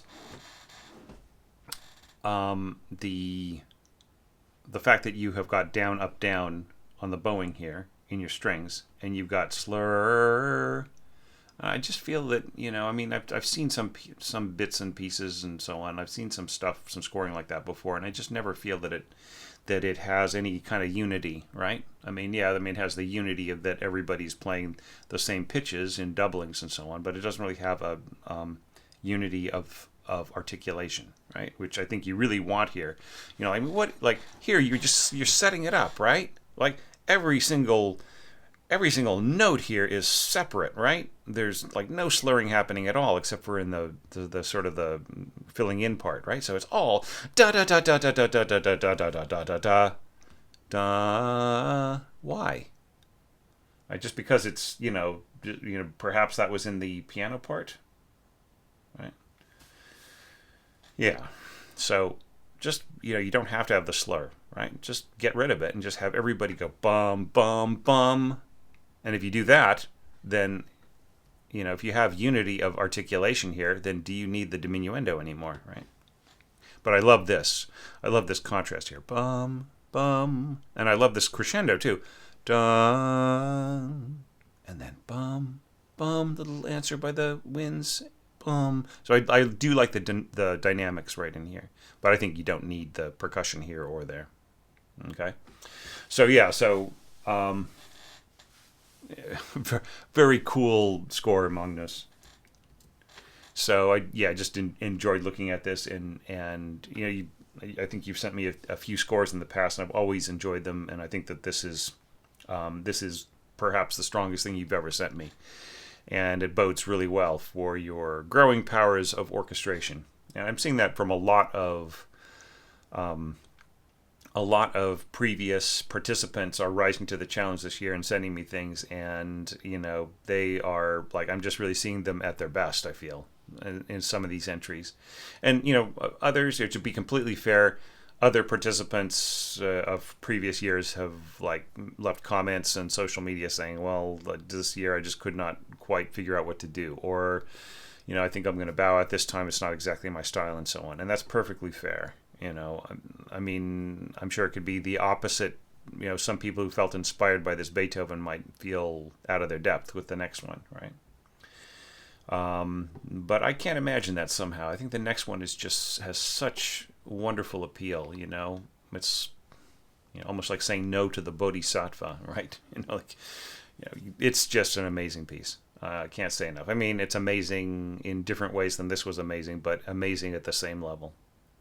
So thank you so much for this. And wow, we have been just ripping through this, and I'm really, really enjoying it. And I almost hate to say it, but we only have one more score to look at in this compilation. So we better go take a look at it now.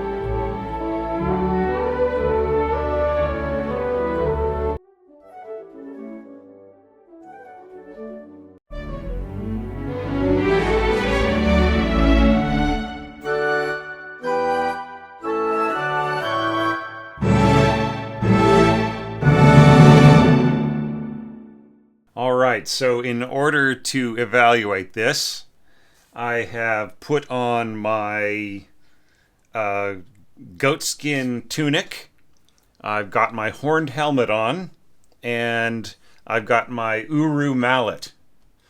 So I am ready to take a look at this and to tell you what I think. Horn Concerto #1. This is just amazing. Like why did you stop there? I wanted to see what was going on. Of course, there's some weird stuff going on in the mock-up. Just sort of felt like my ears dropped off a cliff there in a couple of places. But yeah, this is so fun right here. It's almost like the Also sprach Zarathustra. Or I think there are a couple of Wagner cues that are like this. So yeah, it's so fun. And then, like, in order to get the kind of richness and character of the horns as you've scored them here, I would almost want them to be Wagner tubas. Do you know what I mean? Maybe this could be like solo horn, and this could be played by Waldhorn Tuben. Just to get that really rich, intense sound. In fact, like it almost feels like the orchestra, as big as it is vastly underpowered. Like maybe this could have been played with like the tuba choir plus horns, and this could have like contrabassoon pitching in, and and just more depth, maybe like a really, really soft roll here. It seems to me like if you're going at 40 here and you've got trill marked here, it seems like the playback, your playback and your notation application, it was just kind of going biddy, biddy, biddy, biddy, biddy. You know what I mean? It wasn't going brrrr, wasn't giving you that beautiful roll. So yeah, and the little touch of cymbal and so on.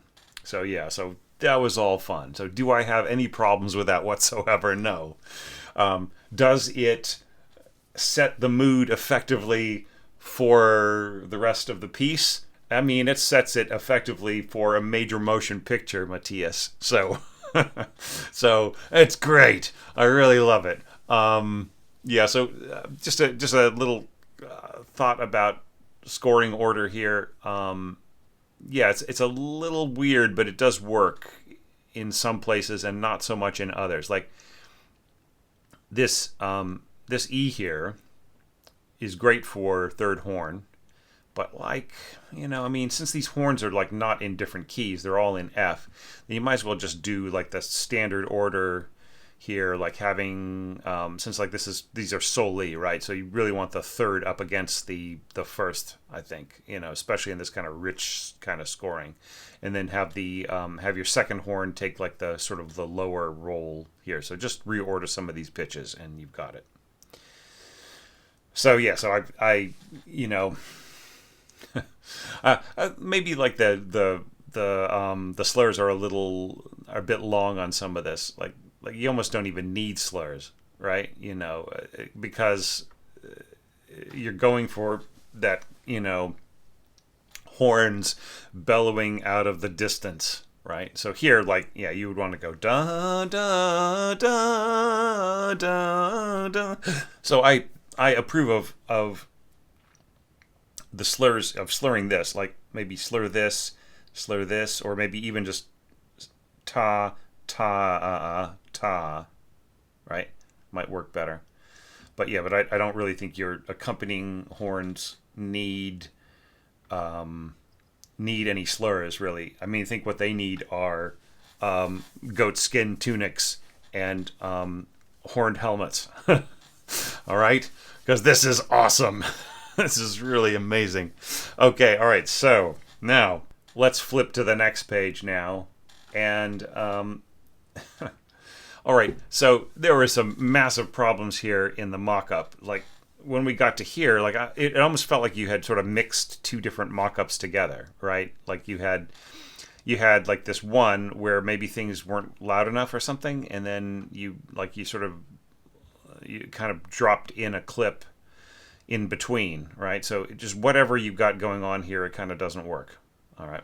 And then there's also like the efficacy of this as a piece of solo music and the way that you've scored it and everything else. And there's also the question of the really kind of unpleasant horn sound, like I almost feel like you should maybe have, like, if you're going to do this as a mock-up, if there's like a maybe a different kind of horn sound here that you could pick, besides the one that you like. The one on the first page was great. So if you could just like switch to a different patch here, then that would be a little better. Especially here, it just really feels, a lot of the slurs just feel kind of twisty. There's kind of like sometimes when brass instruments slur, they have a kind of a strange kind of a twist to, they twist your ear a little bit. So that's really coming out. That doesn't mean that you couldn't slur this and make it sound beautiful. Maybe like get your stems in order here. This should be flipped and so on. I think some of these might be left over from two voice writing if you were doing copy pasting from the mock-up. Sorry, not mock-up, from the template. I keep saying mock-up when I mean template. And okay, so but like in terms of like the string scoring in here you go to mutes. I have no idea why you go to mutes here. Well, what do you need a muted sound for? You have this beautiful placid kind of neoclassical, neo-romantic kind of scoring right in here. I don't see how the mutes really help. Are you thinking that if you put mutes in there, the strings won't overwhelm the solo horn? Like, so maybe there'll be like a slight difference in timbre there? It's negligible, because if you're playing solo horn mezzo forte dolce over the strings, they absolutely, it's not going to need any help whatsoever in tweaking the timbre of your string parts. Okay. So, and I think that you should just have uniform dynamics here. Like this could just be, it could all be piano dolce, including the horn part, right? But so long as it's, it's a solo part, it'll just play louder so I think just like staying away from mezzo in a orchestral introduction like this. Do you know what I mean? I think it just has a lot of Being in the general location of piano, right? Being in that world, it has a beautiful sound. Like just the mezzo sound just cannot compare with it. Just the beautiful, normal, soft sound of strings, and throw in the whatever nuances you need or whatever. And then right in here, this is so delicious. The way that you brought in your middle winds in here, and then that's just this little touch right in here of first bassoon. Really lovely. Just lovely handling of the parts here. So, like, if I were to say, does the melody start with elegance? I mean, it does. The mock-up doesn't do you any favors, like the mock-up sound. This could be so beautifully played by an actual horn, right, rather than the sound in the mock-up, which just sounds really tortured, going for the high notes. Okay. So, sorry. Um, so I would say the melody starts with elegance, the way that it's scored. Is there a natural transition to octaves? Yeah, the way that you sort of build in these other instruments and so on. I love the contrary motion here, the English horn, and yeah. So I mean, there's like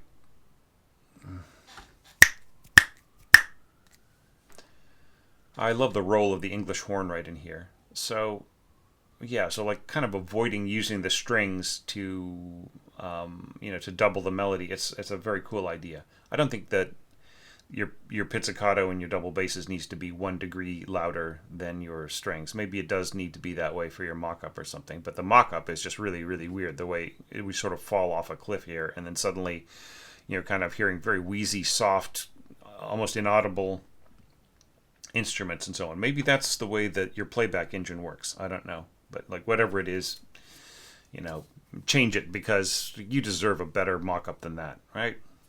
I mean, the beginning was just so amazing. Any instrument you're not going to use in any of these challenges, just get rid of it. I mean, if you're not going to use bass drum, cymbal, triangle, whatever. I guess you had a little bit of some of that on the previous page. Was there a cymbal, a little tish on the cymbals? Yeah. So if there's an instrument you're not going to use, just get rid of it. You don't have to send it to me. Don't send me blank staves if you can afford it. That of a part all the way through. All right, so we've done this, and it's kind of cool that you're doing everything in D major. Then I would almost say, like, if this is going to be in F, do you know what I mean? If this is going to be in F major, it might be better to have this in E flat rather than D major. It's just the it kind of fits the just the natural sound of the F horn a little bit better to have something like this in E flat. And there's the further thing too is that for a solo part of this character, you don't need a key signature at all, right? And you don't need any key signatures in your horns or your trumpet. Yeah, for this character of music, I mean. All right, so. Yeah, and here, like, you really are, like, instead of it being like a da da da da da da da da da contrasting part, da da da da da da da da contrasting part, da da da da dum, right? You just make it all kind of fit together, which I think is a very, very cool idea. Not so convinced by this little boop here, these little answering boops here, and in your flute. Which flute? Is that your first flute, your second flute, both flutes? You got to mark it, right? And then here, like, it's pretty obvious, like, that this is the first and that's the second. But, like, if this is the second, there should be a rest underneath here, right? A quarter rest to let us know. All right. Yeah, so I mean it's a cool idea. I don't know if you really need to be, like, have everything be so darn soft here, right? I think that this could be piano, and I think that this could be piano, right? And then mezzo forte, da da da da da da da da da da da da da da bum bum bum. Yeah, I don't know why you're going da da da da da da da da da da da da da. Now, and why is the solo horn not going? You're not playing written A B C sharp. I mean, In other words, D, E, F sharp, concert pitch. I don't understand why the orchestra is like the strings are just taking over, but the horn just stops playing. I mean, I just feel that that's not the. I think that the melody should continue onwards. If you are going this far with the melody, don't stop in your solo instrument.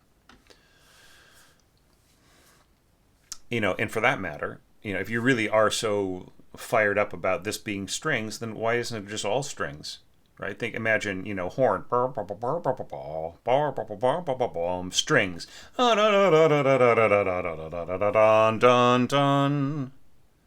right?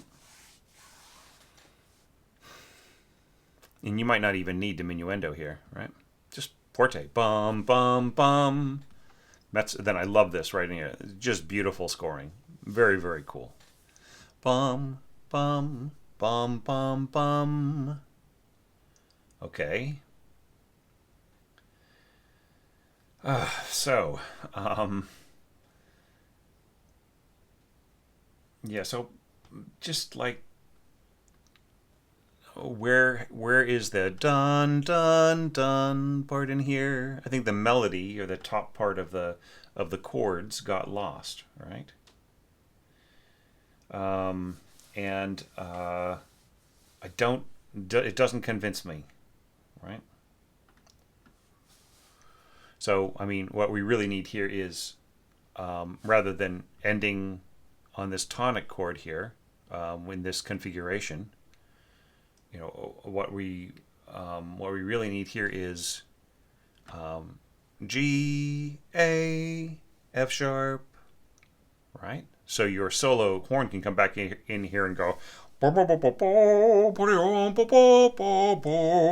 right? Okay, so just kind of a general note to everybody who participates in these, just kind of sort of like elevate the quality a little bit. You don't have to finish like in one of these, like if you're doing an excerpt length evaluation or excuse me, entry. I'm doing the evaluations. If you are doing just an excerpt, right? You don't have to end on like a mighty tutti chord or anything like that, or just like bring things to a logical conclusion, almost as if this were the end of the piece. You don't have to do that. You don't even have to put this bar in, right? So if you just go bum bum and well scored according to the guide of your source score, then it makes everybody else think, what happens next? I want to know what happens next. Don't tell us what happens next. Just leave it up to our imaginations to think about it. What a great orchestration this was, and wow, how we want to hear more, right? So don't finish it for us. Don't finish that thought, right?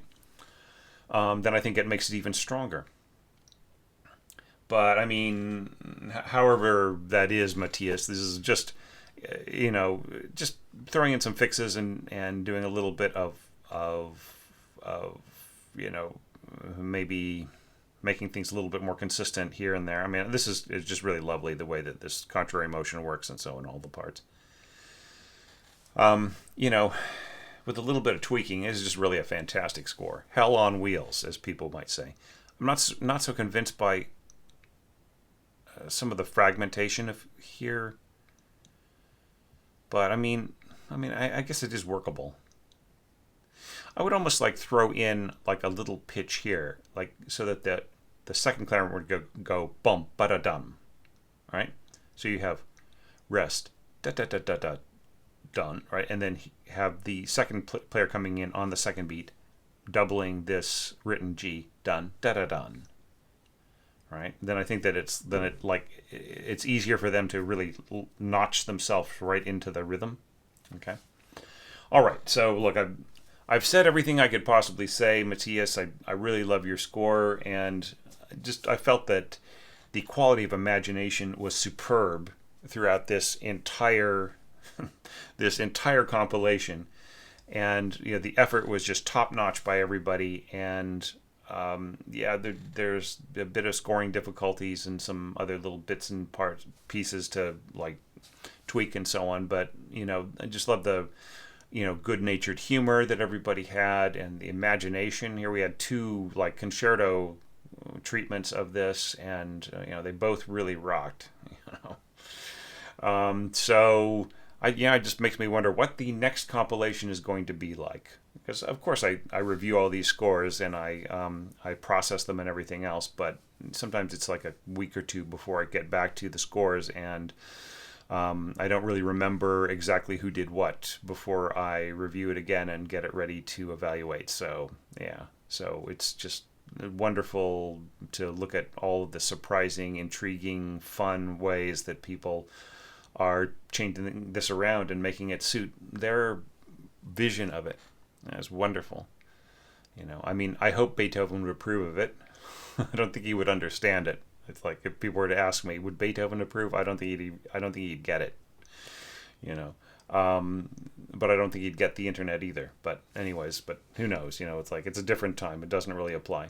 But all I know is I'm really enjoying it, and I think it's fantastic. And everything from the really great jokes to the real sincere, heartfelt efforts, it just makes me feel so happy. So the only way to make me feel happier is for everybody in this video to comment on each other's efforts.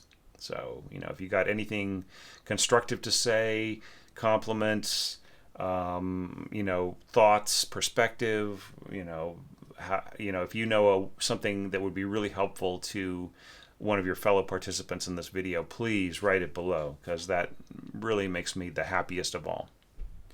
See everybody soon with the next compilation of these entries from website subscribers to the 2023 Orchestration Challenge.